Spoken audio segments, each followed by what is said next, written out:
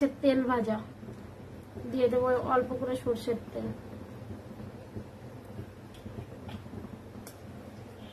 এবার দিয়ে দেবো অল্প করে পেঁয়াজ।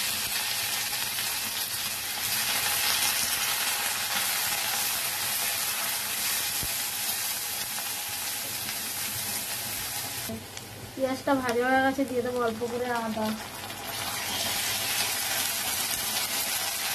এবার এতে দেবো গুঁড়ো মশলা। প্রথমে দেবো নুন,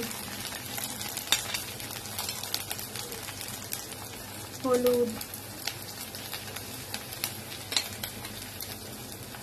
লঙ্কার গুঁড়ো, একটু জিরা, একটু ধনে। মশলাটাকে কষাবো। এবার দিয়ে দেবো মাছের তেল।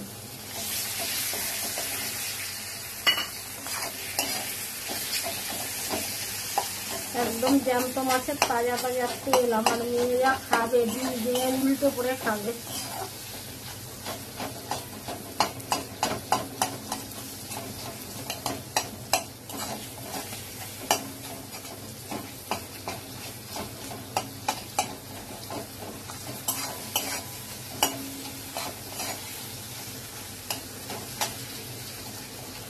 স্লো গ্যাসে খানিকক্ষণ হবে।